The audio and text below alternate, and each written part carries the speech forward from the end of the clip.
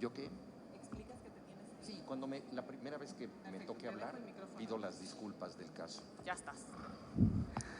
Hola, muy buenas tardes. Muy buenas tardes a todos.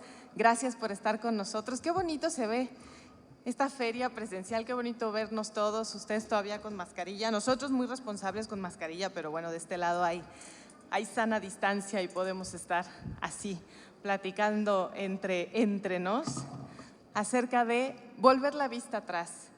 Y volver la vista atrás hacia 2 meses atrás, Juan Gabriel, porque hace 2 meses estabas en esta misma ciudad, en Guadalajara, en la 4ª Bienal Vargas Llosa, y esta novela, Volver la vista atrás, ganaba en ese momento el premio Bienal Mario Vargas Llosa, otra vez muy merecido y otra vez muchas felicidades, Juan Gabriel. Bienvenido a tu feria, bienvenido a tu ciudad, por supuesto. Es un gusto tenerte aquí.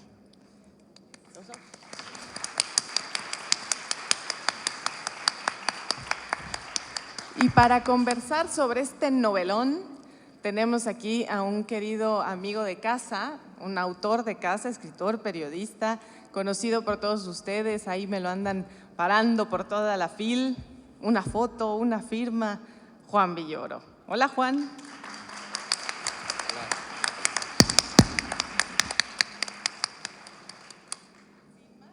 Les agradezco a todos ustedes en nombre de Alfaguara y de Penguin Random House y le dejo el micrófono a Juan Villoro. Muchas gracias, Mayra. Qué gusto poder estar aquí. Gracias a todas, a todos por haber venido, por acompañarnos en la presentación de esta novela extraordinaria. Antes de empezar, quiero pedir una disculpa porque ya saben ustedes cómo son las agendas en esta feria y tengo un compromiso exactamente a las 6 en otro sitio, entonces me voy a tener que despedir unos 5 minutitos antes de que termine. Juan Gabriel y Mayra se quedarán todavía con ustedes. En cuanto llegue el temible papelito que nos pasan, yo tendré que retirarme. Les pido una disculpa a todos y principalmente al propio Juan Gabriel y a Mayra, pero pues son solo 5 minutos. Bueno, me da muchísimo gusto estar aquí. Ya tuve la ocasión de dialogar a través de una presentación virtual de esta novela con Juan Gabriel, que yo creo que estamos ante una obra mayor de la literatura hispanoamericana. Juan Gabriel Vázquez, desde hace ya varios años, se ha constituido en un novelista absolutamente sorprendente que ha sabido relacionar de manera muy atractiva temas sociales que están en la mente de todos nosotros y que son muy familiares a los mexicanos, porque Colombia y México somos países muy parecidos tanto en lo bueno como en lo malo, y ha podido relacionar con enorme habilidad Juan Gabriel Vázquez temas de corte amplio, temas sociales como la violencia, con historias profundamente únicas e individuales. A propósito ahora de la publicación de mi novela más reciente, que me han preguntado algunas cosas de la violencia en América Latina, y he puesto como ejemplo otra novela de Juan Gabriel Vázquez, El ruido de las cosas al caer, una novela en donde nosotros vemos cómo la violencia incide en la vida más íntima de los personajes. Gabriel García Márquez decía que todo personaje tiene una vida pública, una vida privada, una vida secreta, y la novela es ese espacio donde podemos conocer estas 3 dimensiones. Y Juan Gabriel Vázquez es un maestro en llevarnos de lo público a lo más íntimo. Su novela anterior, La forma de las ruinas, también trabaja con temas históricos, con acontecimientos reales, y los mezcla con situaciones muy personales. En esa novela también él utiliza el recurso de la autoficción, porque aparece como uno de los personajes del libro y nos va conduciendo por su propia historia. Volver la vista atrás es un caso diferente. Es una historia apasionante de una persona real, el cineasta Sergio Cabrera, que probablemente ustedes conocen porque ha dirigido la serie Cuéntame cómo pasó, esta serie española que ha sido tan exitosa, y películas como La estrategia del caracol y muchas otras más. La trama parte de un momento esencial en que a él lo invitan a la Cinemateca de Barcelona a mostrar y presentar una retrospectiva de su trabajo. Sergio Cabrera se dirige a revisar su propia filmografía, pero en ese momento ocurre algo muy significativo para él, la muerte del padre, que lo lleva a una encrucijada, a una decisión de cómo relacionarse con ese acontecimiento. De modo que con enorme habilidad Juan Gabriel Vázquez nos lleva de lo que era una retrospectiva, es decir, una revisión de la obra de un cineasta, a una búsqueda del pasado de ese cineasta. Y apoyándose en el famoso verso de Antonio Machado, esta vista que se vuelve atrás no es exclusivamente la del trabajo, sino es sobre todo la del destino humano que ha tenido esta persona. Y es un destino absolutamente sorprendente donde los haya, porque él fue llevado en la infancia con sus padres, que eran maoístas convencidos, a la China de gran Mao Zedong, a educarse como chinos, con un rigor extremo, porque primero viven como extranjeros en China. Esto no les parece suficiente a los padres, les parece que no es la pedagogía que deben tener sus hijos, y los hacen vivir como chinos. Todo esto como una preparación para que se conviertan en maoístas ejemplares. En un momento dado los padres regresan a Colombia y dejan a los hijos en China. Yo creo que es una de las educaciones paternas, sobre todo, más duras que jamás se han dado. Y los hijos crecen en China, hablan chino de manera perfecta y regresan a Colombia. ¿Para qué? Para incorporarse a la guerrilla y cambiar el mundo en una aurora maoísta. Esto fue real. Sergio Cabrera sobrevivió a esto, lo mismo que su hermana, y después tuvo una carrera política muy importante en Colombia y se convirtió en un gran cineasta. Entonces, no les estoy diciendo nada que no puedan ver rápidamente en Wikipedia, o sea, no es un spoiler de la trama tan rica de la novela, porque esta historia es conocida, se puede resumir tal y como yo lo he hecho en una frase, ¿no? Pero lo interesante de esta trama es a dónde nos lleva Juan Gabriel Vázquez. Esta novela es un acto de generosidad porque Juan Gabriel Vázquez le ha prestado su voz a muchos personajes reales. Es producto, nos lo contará él porque es apasionante, seguramente de múltiples conversaciones que él tuvo con los protagonistas para poder reproducir minuciosamente esta historia. Quien lea esta novela pensaría que Juan Gabriel Vázquez vivió años en China. Bueno, quiero darle la bienvenida a Sergio Ramírez, Premio Cervantes de Literatura.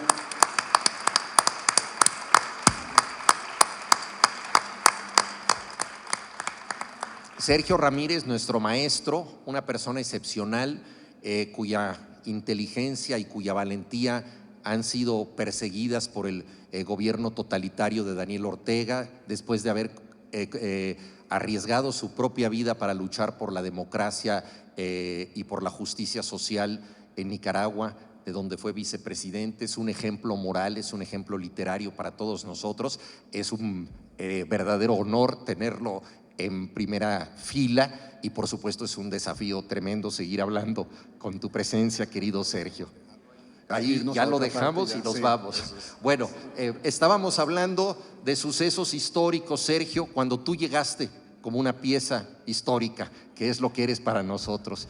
Gracias por estar aquí. Gracias. Bueno, entonces, decía yo que la novela tiene este atractivo extraordinario de que nos sitúa perfectamente en cada uno de los lugares. Los temas de la guerrilla, uno pensaría que estuviste en la guerrilla, porque el clima, los insectos, las circunstancias, los predicamentos, la comida, cómo se extravían los personajes en un momento dado en una zona tan tupida a la que no llega el sol. O sea, el problema ahí es la oscuridad. No se pueden orientar en la selva porque es tan tupida que hay una oscuridad tremenda. Entonces, todo esto narrado de una manera excepcional. Ahora bien, lo que ha logrado Juan Gabriel Vázquez es casi como una transmigración de las almas, porque nos lleva no solamente a lo que le pasó a estas personas cuya historia es apasionante, un retrato de fanatismos del siglo XX, fanatismos concebidos por una buena causa, la transformación de la humanidad en una fraternidad maoísta, pero que llevaron a soluciones ciertamente equivocadas.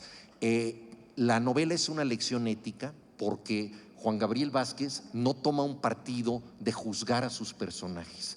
En todo momento los deja vivir, y no solo eso, se mete en tal forma en su piel que nosotros nos damos cuenta que cosas que nos pueden parecer horribles, como por ejemplo dejar a 2 niños colombianos en China, los niños, sobre todo el varón, la mujer no tanto, él lo vive esto como una cosa necesaria y que es algo que él quiere hacer.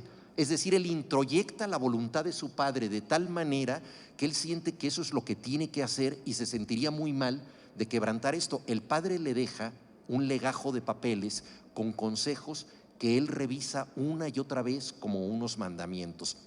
Pero esto nos lo transmite de tal manera, Juan Gabriel, que nosotros estamos viendo qué es lo que pensaba ese niño, qué es lo que sentía y por qué estaba acorde con esa circunstancia tan insólita y tan incómoda para él.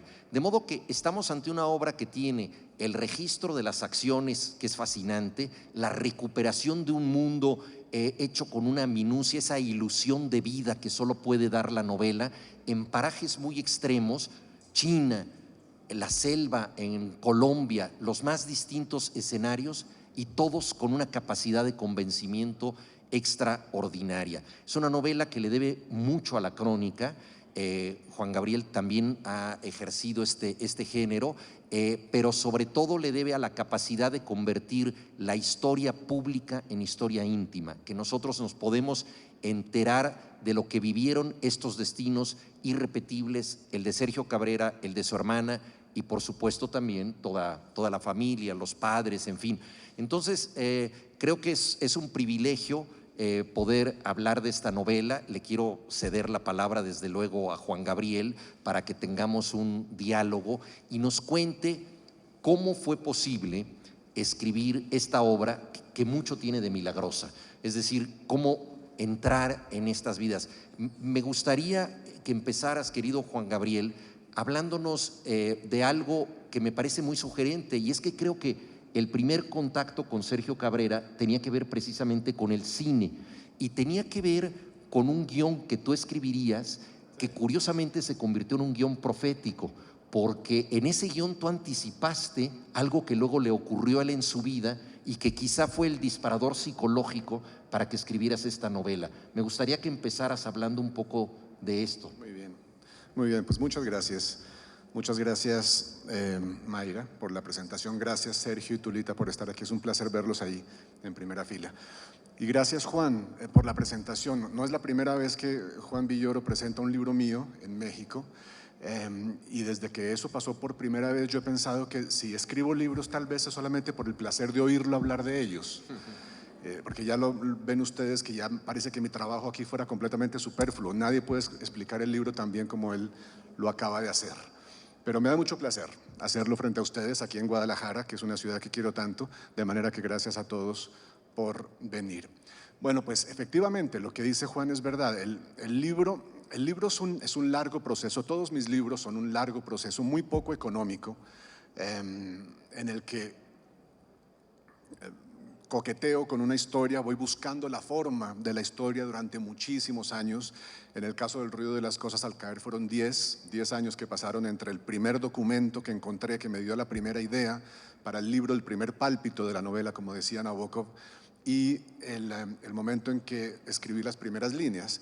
En el caso de esta novela fueron 7 años. 7 años desde la primera conversación que yo tuve con Sergio Cabrera, con la intención de hacer un libro con su vida, o de hacer algo con su vida, de contar una historia con esa vida de la que ya había habido chispazos en conversaciones sociales a lo largo de 10 años de amistad irregular, infrecuentes encuentros.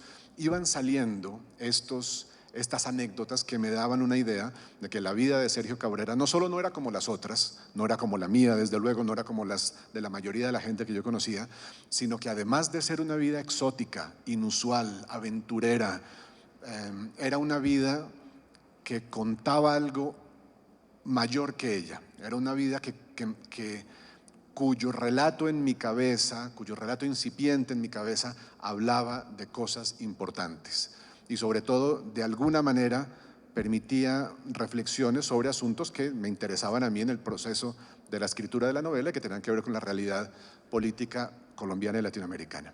Y en ese momento de primeras conversaciones que me van interesando a mí sobre la vida de Sergio Cabrera, él recibe una propuesta de la productora Sony China, que, conocedora de la vida tan rara que Sergio Cabrera llevó en la China de Mao durante la Revolución Cultural entre sus 13 y sus 18 años, le pide que imagine una historia de ficción vagamente basada en su experiencia y escriba una película para ellos, para la Sony China. Sergio, como yo ya le había manifestado mi interés en hacer algo con su vida, me pidió a mí que escribiera esta historia nuevamente, una historia ficticia, pero basada en su experiencia en China. Con eso en mente nos sentamos a hablar disciplinadamente, con una grabadora entre nosotros o un teléfono celular que grababa nuestras conversaciones, y él me contó la vida de Sergio Cabrera en China. Yo inventé un personaje que era un colombiano, un libretista de telenovelas que viaja a la China del día de hoy asistiendo o aceptando una invitación para dar una serie de conferencias sobre el arte latinoamericano de la telenovela, y estando en China recibe la noticia de la muerte de su padre. Yo inventé que él este personaje utiliza el pretexto de la muerte de su padre para no volver a Colombia, porque eso me pareció la mejor cerilla para encender un conflicto con el padre, que es por otra parte uno de mis temas predilectos. Mis novelas cruzan con mucha frecuencia estos territorios. Entonces inventé eso, inventé un personaje que viaja a China, recibe la noticia de la muerte de su padre y utiliza su invitación en China para no volver a las exequias de su padre y así abrir todo un terreno de conflicto en la película. La película nunca se hizo. Por esos imponderables del cine, la película fracasó. Bueno, en este caso era un gran imponderable, y es que la productora dijo: la historia está muy bien y no hay manera de que pase la censura en China. De manera que eso se quedó así, pero a mí ya me había picado el gusano de la curiosidad sobre el resto de la vida de Sergio Cabrera, de manera que le propuse que siguiéramos hablando con él la intención futura de escribir un libro. Esto fue en el año 2014. 2 años después de esto, murió el padre de Sergio Cabrera, Fausto Cabrera, murió en Bogotá. Yo le escribí a Sergio un mensaje por WhatsApp para darle mis condolencias y él tardó 3 días en contestarme, cosa que me pareció extraña, nunca pasaba eso, siempre contesta automáticamente. Y a los 3 días me contestó disculpándose por el retraso y explicándome que el retraso se debía a la profunda impresión que le había causado lo que acababa de pasarle. Y era que había recibido él, Sergio Cabrera, una invitación para una retrospectiva de sus películas en Barcelona. En Barcelona había recibido la noticia de la muerte de su padre y en Barcelona había utilizado el pretexto de su invitación para no volver a Bogotá, para no asistir a las exequias de su padre, para no volver al entierro de su padre. Y se había pasado 3 días pensando qué significa que yo haya imitado en la vida real lo que Juan Gabriel escribió en un relato de ficción para contar mi vida. Ese es el enredo principal en el cual estuvo este relato durante varios años, pero esto es importante, Juan, porque en ese momento pensé yo: aquí hay un libro. Aquí hay un libro que no es solo una biografía de una vida interesante. Para explorar este hecho tan extraño de que un hijo se niegue a asistir al entierro de un padre al que ha admirado y sobre el cual ha dado declaraciones públicas de amor. Para explicar ese hecho no basta la biografía, no basta la crónica, no basta la sociología. Para explicar ese hecho se necesita la novela. Eso es lo que hacen las novelas. Las novelas van a esos lugares de nuestras emociones, de nuestra psicología profunda, de nuestros demonios, de nuestras contradicciones, y cuentan lo que hay ahí, y que es algo que no puede contar la historiografía, que no puede contar la sociología, que no puede contar la biografía tal como la conocemos. Así empezó la idea de escribir este libro. Pues es una idea fantástica porque yo recuerdo el inicio de El extranjero de Albert Camus, un hombre que no llora en el funeral de su madre, ¿no? Entonces, alguien que no se conmovió con esa muerte está marcado y tiene una especie de extranjería del alma, ¿no? Y en este caso la figura del padre, que es tan importante, y como tú dices, él siempre había hablado muy bien en público de su padre, una figura del teatro muy significativa en Colombia, un militante político muy reputado, ¿no? Y esa admiración también era genuina, es decir, él lo admiraba mucho, sí, pero había esa herida abierta, y a mí me parece increíble que tú, al escribir ese guión, en realidad te convertiste en guionista de la vida de Sergio Cabrera, sí, porque él actuó algo que ya habías escrito tú en su propia vida y que es un predicamento muy complejo, ¿no? Sí. Ir o no ir al funeral del padre. Ahora, me gustaría mucho que nos contaras de dónde surge ese conocimiento de China. Seguramente has ido a ese país del que yo en lo personal ignoro casi todo, pero que siento que conozco gracias a esta novela con un nivel de minucia, el hotel donde se hospedaban, el lugar, además los lugares más insólitos, porque de pronto los cambian a un hotel donde son los únicos huéspedes, sí, y cómo está descrito todo esto. De pronto él tiene una novia yugoslava, ¿no? Y entonces la relación con el cuerpo diplomático para niños que son ultramaoístas es muy peligrosa, porque los diplomáticos son lo otro, la apertura, claro, que puede contaminar ideológicamente, y él tiene que decidir entre su primer amor y su militancia maoísta, ¿no? Entonces, todo este mundo chino lo reconstruiste, me imagino que yendo allá en algún momento. Cuéntanos un poco de eso, porque es como tu experiencia Marco Polo. Sí, sí, es verdad. Mi experiencia Marco Polo, sí. Bueno, pues primero quiero agradecerte, Silvia. Silvia Lemus, muchas Silvia gracias Lemus, por estar aquí. Gracias por estar aquí, es un placer también verte aquí en esta fila de amigos. Muchas gracias.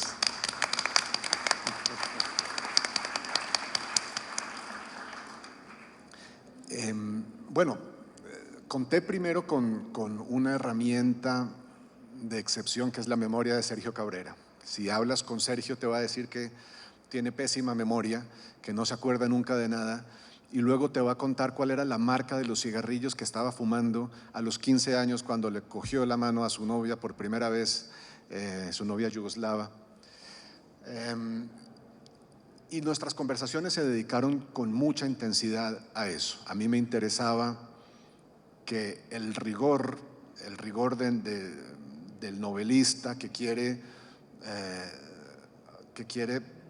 tener correctamente una fecha política o un rasgo físico de la ciudad se extendiera también, no solo a las emociones de mis personajes, sino a las minucias de su vida. Y por eso es que le pregunté a Sergio exactamente qué marca de cigarrillos estaba fumando en ese momento. Cuando él me dice, entonces saqué un cigarrillo, se lo ofrecí a ella y luego la tomé de la mano, yo quiero saber qué tipo de cigarrillos es.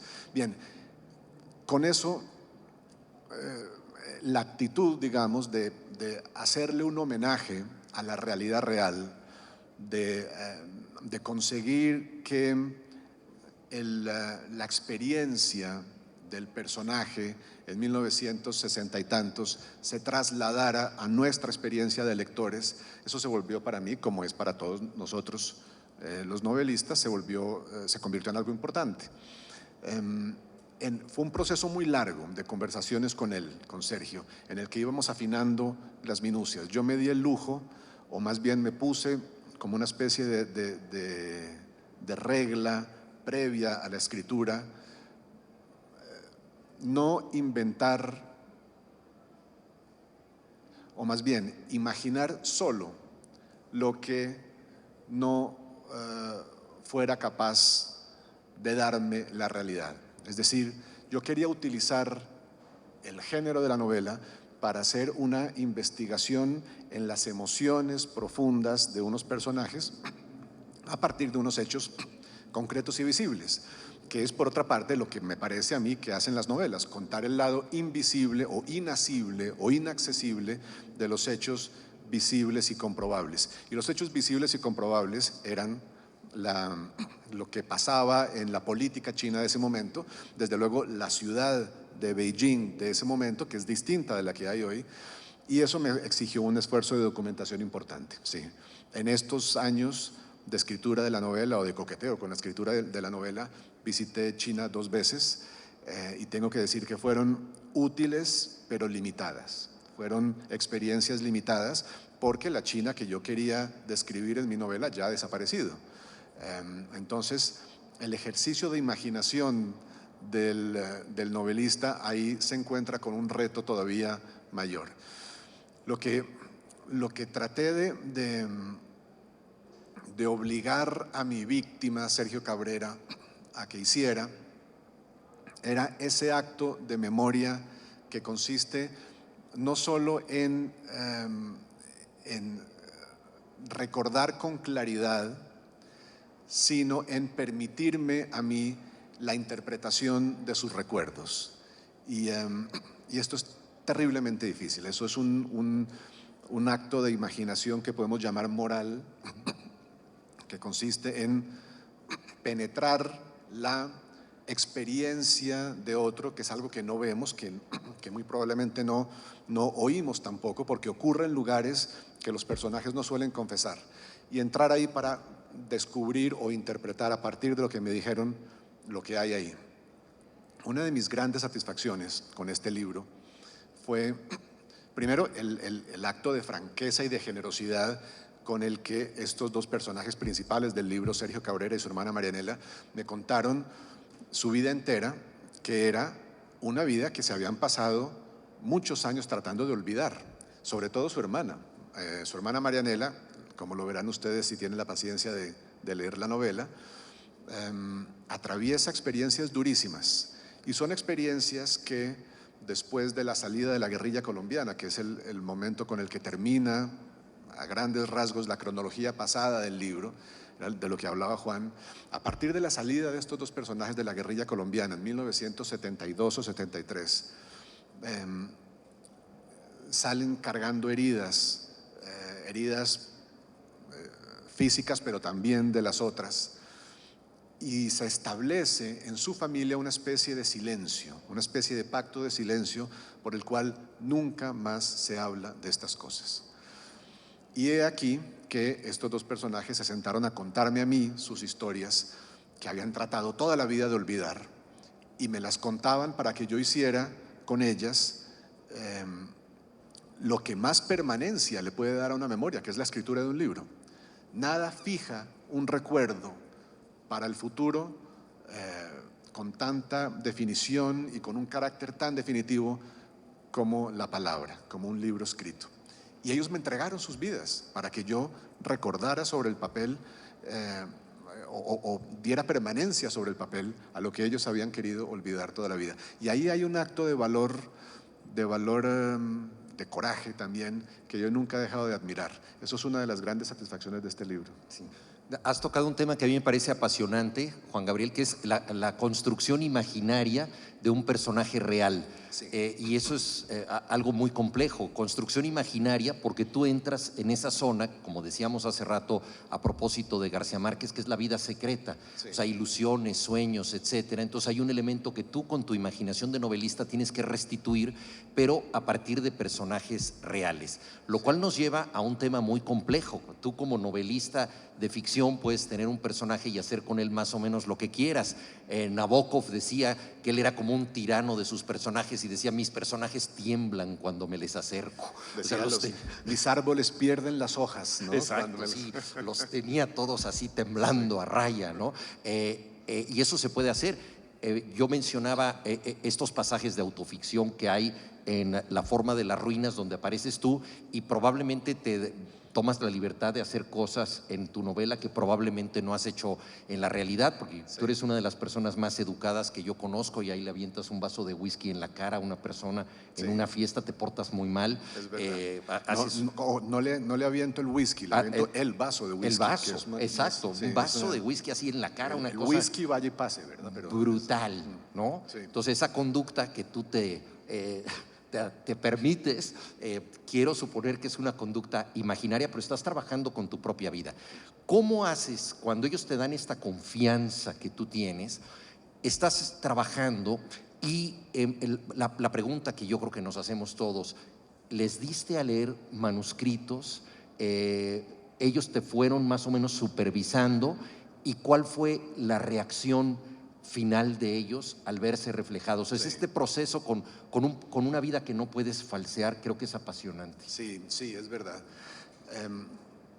Yo lo que traté de hacer fue un acto de interpretación, es decir, que a partir de las memorias de Sergio Cabrera y de su hermana, que construían de esa manera vaga y general que tienen las memorias de construir un pasado, a partir de ahí hice un acto de interpretación, me parece a mí muy similar al que hace un músico cuando recibe una partitura y la interpreta, digamos, no todo el mundo la interpreta igual, un director de una manera, otro de otra, y ahí hay un acto de creatividad del intérprete que se parece en cierto sentido a lo que hice yo sobre la partitura de las memorias de alguien, hacer mi interpretación. Hay una nota de autor al final de la novela en la que yo defiendo la idea de que este libro, a pesar de que no haya hechos inventados, es un libro de ficción, es una obra de ficción. Lo digo dándome una especie de licencia poética y también arqueológica en cierto sentido, porque lo que hice fue recuperar una vieja definición que ha caído en desuso del verbo fingir, que es de donde viene nuestro sustantivo ficción, desde luego. El verbo fingir para un diccionario colombiano del siglo XIX significaba moldear, dar forma a algo, y era un verbo que se aplicaba a la talla y a la escultura. Y yo siempre he sentido que eso fue lo que hice con la vida de Sergio Cabrera y de su hermana. Era como una montaña y mi trabajo fue esculpir, sacar la figura, sacar desde la montaña de su experiencia la figura de esta novela, que desechaba algunas cosas, ahondaba en otras, subrayaba otras, pero todo era darle forma, una forma muy personal a un material informe que era lo que me dieron ellos.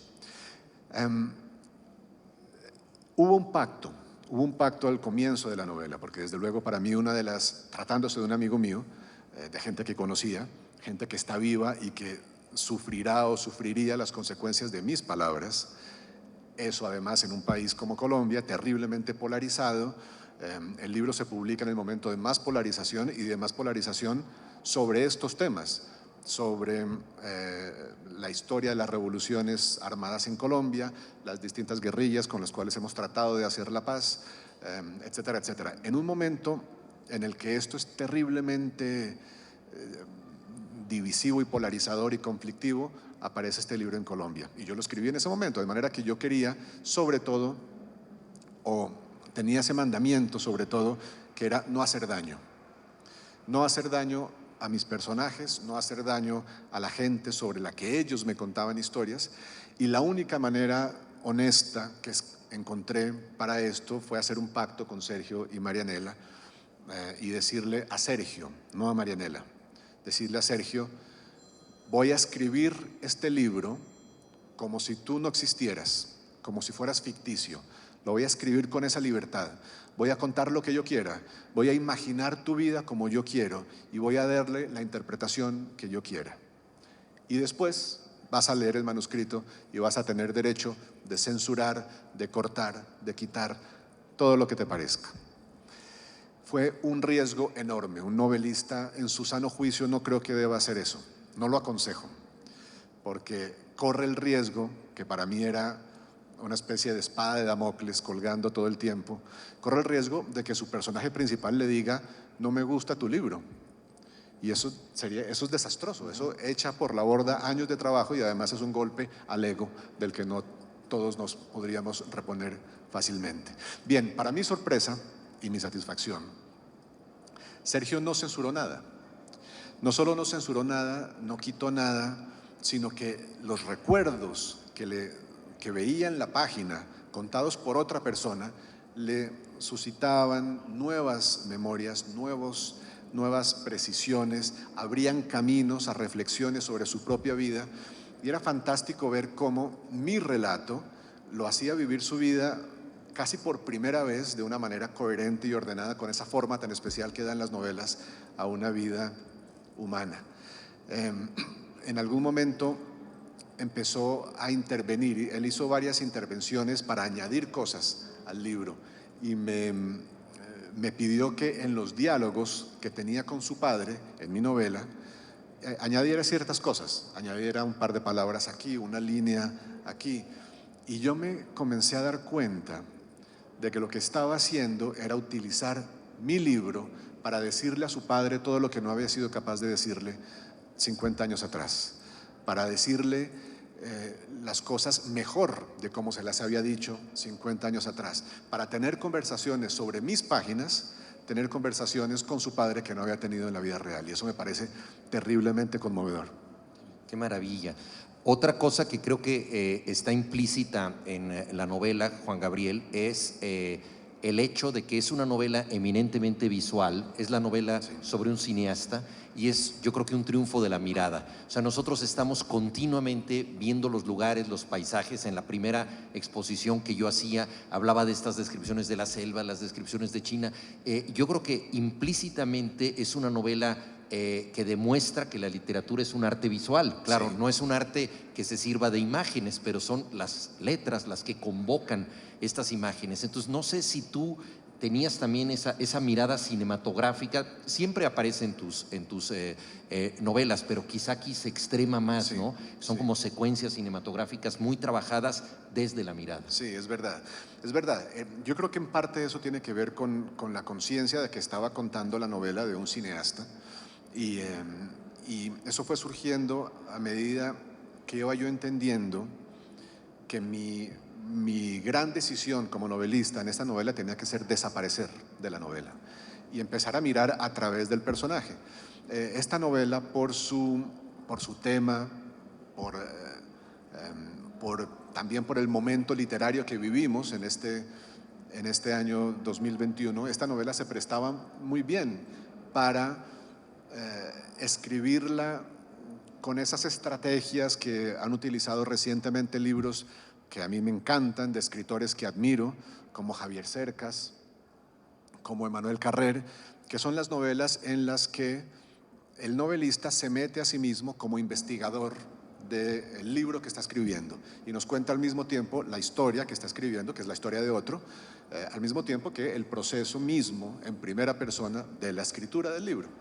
Como decía Javier, como suele decir Javier con mucha frecuencia, novelas de aventuras sobre la aventura de escribir novelas. Yo entendí cuando descubrí la forma que tenía este libro y la manera de escribirlo, que es lo que busca un novelista, qué forma tiene este libro. Cuando descubrí eso, fue porque descubrí que esto era lo que tenía que hacer, lo contrario de lo que hacían estos libros que admiro. Tenía que desaparecer del libro y desaparecer para contarlo a través de la conciencia de sus personajes en cada momento, de un largo desarrollo emocional, psicológico, político que llevan a cabo. Y cuando pasó eso, entendí que la novela también se prestaba, puesto que era la historia de un cineasta, que es alguien que por definición ve más que nosotros, ve más, ve de otra manera, ve con otra intensidad. Entendí que se prestaba para una de las cosas que a mí más me gusta hacer en literatura, que es hacer que el lector vea. Es decir, construir realidades, experiencias que sean visuales, que sean vívidas, que se queden en la cabeza del lector más o menos con la misma intensidad que sus propias experiencias. Eso es lo que me pasa a mí. Yo recuerdo la muerte de Ana Karenina, cuando se tira a las vías del tren, pero se demora un poco cuando pasa el primer tren, porque se le enreda una bolsa que lleva en los flecos del vestido. Y entonces tiene que esperar al siguiente tren para suicidarse. Yo de eso me acuerdo con tanta nitidez como me acuerdo del día que yo entré al colegio, por ejemplo, o lo que fuera. Y esto tiene mucho que ver también con una especie de poética que siempre me ha acompañado. Tú sabes que me gusta mucho Joseph Conrad. Joseph Conrad es un autor que es importante para mí por varias razones. Y una de ellas está plasmada en esta convicción que él dejó en un libro de 1896, es decir, es un libro contemporáneo de las primerísimas películas que los hermanos Lumière empezaban a hacer. Es un libro escrito cuando no se conocía el cine como lo conocemos hoy. Y en el prólogo posterior de este libro, que se llama El negro del Narcissus, 1896, como digo, Conrad escribe: mi tarea como novelista es hacer que el lector vea la historia y por lo tanto la viva. Y ese hacer que el lector la vea, para mí es lo que distingue, lo que identifica a la novela como género. Es esa capacidad por medio de palabras para hacer que vivamos sensorialmente una realidad y luego cerramos los ojos y podemos describir el cuarto en el que Raskolnikov mata a la vieja usurera y podemos describir el momento en que las mariposas amarillas invaden Macondo cuando llega Mauricio Babilonia. Esto para mí es una de las razones por las que yo leo novelas e invierto muchísima energía en producir esa especie de realidad sensorial para que ustedes los lectores la vean también. Sí. Yo creo que una de las cosas importantes de esta estética de la desaparición, por decirlo de alguna manera, no ponerte tú en la novela como tantos otros autores y que ya en tu novela anterior sí apareces como personaje. Yo creo que también tiene que ver con el hecho de que al no estar tú ahí como personaje o al no discutir tu propia novela, sí, suspendes todo juicio sobre ella, sí, que creo que es muy importante, porque por ejemplo en otras de tus novelas que has hablado de la Segunda Guerra Mundial o has hablado de la época de Conrad o has hablado de la guerra de Corea, me parece, ¿no? Con lo de los pilotos, sí, en fin, con otros el Bogotazo, ¿no? Son muchos acontecimientos históricos que están, pero son más lejanos. Y de pronto aquí estás hablando de causas políticas e ideológicas que tienen una repercusión todavía, sí, en el presente. Y yo creo que es muy interesante que al suspender tú esta intervención tuya y suspender tu juicio, dejas que los personajes vivan por sí mismos, digo, como hace por ejemplo Dostoyevsky cuando presenta las causas de los anarquistas. Él, claro, detestaba el anarquismo, demonios, sí, pero las presenta también, que tú muchas veces le das la razón a los anarquistas y no a Dostoyevsky. O sea, tú le das, claro, la oportunidad al lector que sea él quien decida si los personajes son dogmáticos o no son, sí, dogmáticos. Nadie podría decir si tú eres pro o eres anti nada en esta novela. Simplemente haces que todo reviva y eso me parece que es un sesgo moral muy importante. Bueno, antes de que contestes me vuelvo a disculpar por tener que ir a otro compromiso, pero bueno, es un placer y seguimos hablando después. Muchas gracias. Gracias. Gracias, Juan.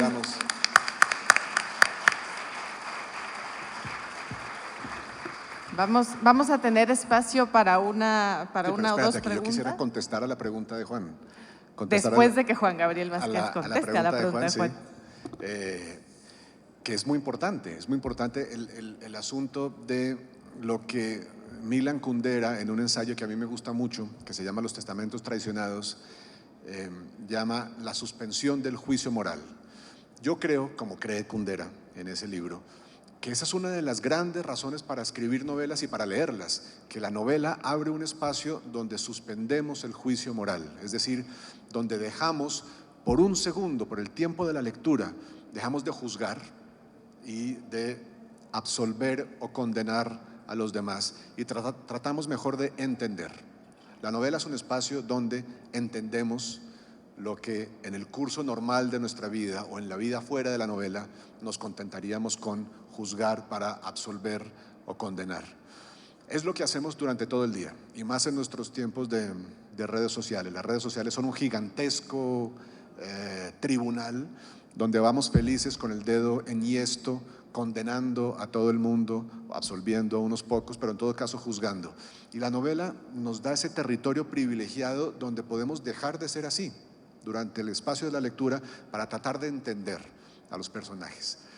Y eso para mí fue terriblemente importante en la escritura de este libro por las condiciones políticas que vivía mi país durante la escritura. En algún momento, la escritura de este libro coincide prácticamente de manera total con la negociación de los acuerdos de paz que comenzó a llevar a cabo el gobierno colombiano con la guerrilla de las FARC en el año 2012. Y el libro lo escribí muchas de sus páginas explorando la forma durante esas negociaciones hasta el plebiscito del año 2016, los nuevos acuerdos que se negociaron a partir de eso y nuestro intento por implementar esos acuerdos. Todo esto ocurría en un país terriblemente polarizado, terriblemente dividido alrededor del tema de la lucha revolucionaria pasada, tanto como presente, y alrededor del tema de lo que nos ha ocurrido en los últimos 50 años. Yo he dicho muchas veces que una de las cosas que estaba negociando el país en La Habana, en esas negociaciones entre el gobierno y la guerrilla, era un relato de nuestro pasado.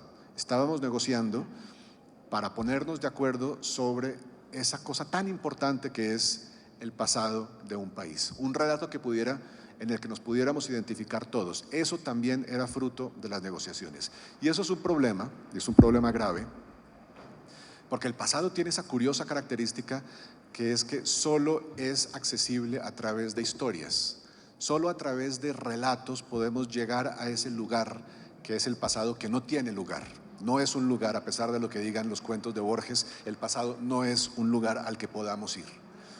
Bien, eso significa que nuestra tarea, los que contamos historias, puede ser, entre muchas otras cosas, iluminar todos esos rincones de nuestro pasado que están en penumbras, sobre los cuales tenemos verdades a medias, sobre los cuales muchas veces el poder nos ha contado una historia mentirosa, una historia falseada, una historia distorsionada. Y creo que una de las cosas que de alguna manera yo trataba de hacer con esta novela era tratar de iluminar uno de esos rincones de nuestra experiencia colombiana que son conflictivos, que son difíciles, que nos traen problemas cuando los recordamos, para que los lectores lo entendieran mejor. Una pieza de ese rompecabezas que es la gigantesca experiencia de la guerra colombiana. Tratar de poner esa pieza del rompecabezas para que tengamos una comprensión un poco menos imperfecta de lo que somos hoy como país y de las razones por las que hemos llegado a estar donde estamos. Eso es lo que quería hacer también con el libro. Gracias Juan Gabriel. Y una novela sobre la desilusión y sobre la decepción. Estos chicos, Marianela, en el momento en el que explota y dice: a mí no me hablen de Mao porque si alguien sabe de Mao soy yo. Y llegar ahí y decir: pero si lo que a mí me han enseñado en China todo este tiempo fue esto y no es esto lo que se hace. Sí. La base se construye así y me están diciendo que no es la base así como se construye. Sí. Y terminamos acompañando en volver la vista atrás a un proceso de decepción y de desilusión paso a paso y página a página. Sí, sí. Bueno, a mí siempre me ha interesado el tema de las causas.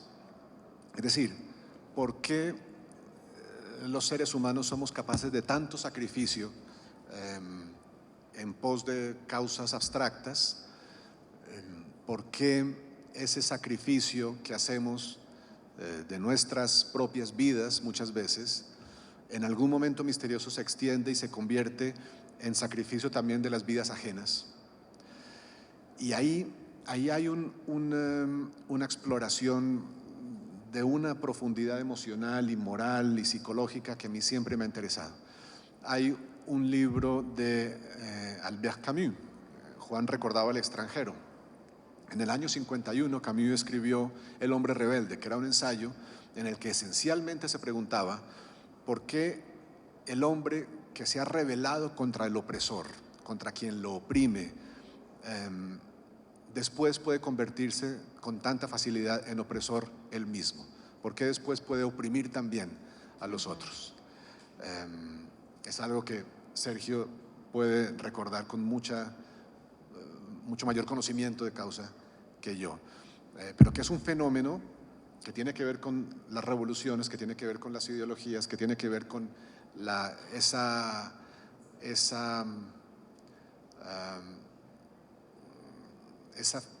vulnerabilidad humana ante los grandes relatos que nos seducen y nos llevan a sacrificar cosas importantes en pos de algo mejor. Y luego el momento misteriosísimo se da cuando el hombre pasa, y ese es el hombre rebelde de Camus, esa es su gran exploración, pasa de rebelarse contra el opresor a convertirse en opresor él mismo. Y Camus reflexiona sobre las revoluciones en general, desde la francesa hasta la soviética, y se pregunta si todo vale en la consecución de los fines de estas revoluciones, si para la consecución de estas sociedades futuras que promete la revolución se justifica el asesinato y la tortura de otros seres humanos. Y concluye que no se justifica. Y en ese momento, yo creo, monta toda una filosofía del ser humano que para mí es imprescindible hoy todavía, en nuestra capacidad de juzgar ese momento en que las mejores intenciones se van al traste por la acción de la violencia y de nuestras falibilidades humanas. Gracias, gracias Juan Gabriel. Estamos ya encima del tiempo, lamentablemente. Le agradecemos mucho a Juan Villoro que nos haya acompañado, sí. Le agradecemos por supuesto a Juan Gabriel Vázquez que regrese a su feria de la mano de Volver la Vista Atrás, a todos ustedes por haber estado aquí en este evento. Sigan disfrutando de la feria. En nombre de Alfaguara de Random House, gracias, buenas tardes. Muchas gracias a todos. Gracias. Gracias.